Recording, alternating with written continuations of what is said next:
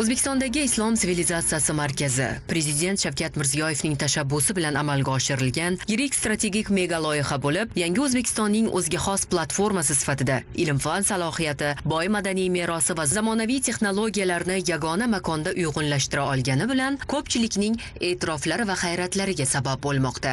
Ekspertiza jarayonida markazda jamlangan noyob eksponatlar, qadimiy qo'lyozmalar va bebaho tarixiy manbalar xalqaro mezonlar asosida baholandi. Mutaxassislar tomonidan ularning noyobligi, saqlanish darajasi va insoniyat sivilizatsiyasidagi o'rni yuqori e'tirof etildi. Shundan so'ng uzoq kutilgan natija e'lon qilindi.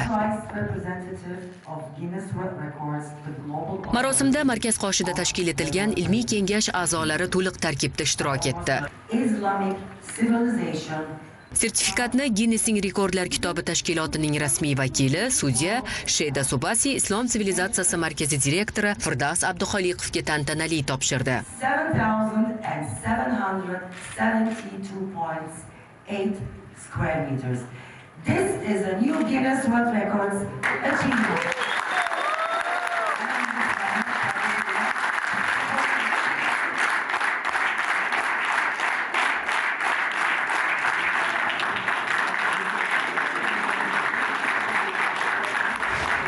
Hayajonli damlarda har bir ilmiy kengash a'zosi, qolaversa mahobatli majmua barpo etilishda jonbozlik ko'rsatgan olimlar, bunyodkorlar o'z fikr va mulohazalari bilan bo'lishdi.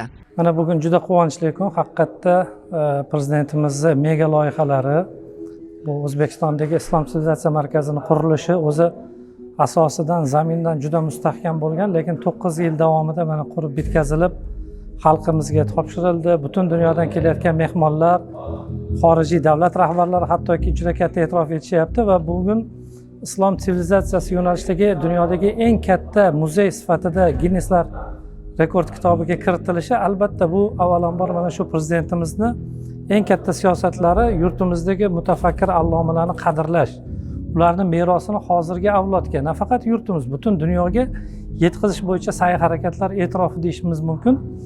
Zero biz ko'p aytamizki, mana shu birinchi Renessans davri, ikkinchi Renessans davrida bizni yurtimizdan ko'plab yuz minglab allomalar yetishib chiqqan, lekin u paytda bunaqangi qayd qilishlar, Ginnes kitobiga o'xshagan kitoblar bo'lmagan. Agar bo'lganda ham bizni Ibn Sino, Farobiy, Beruniy, Buxoriy, Termiziy kabi allomalar barcha yo'nalishlar bo'yicha bu rekordlarni egallagan bo'lar edi.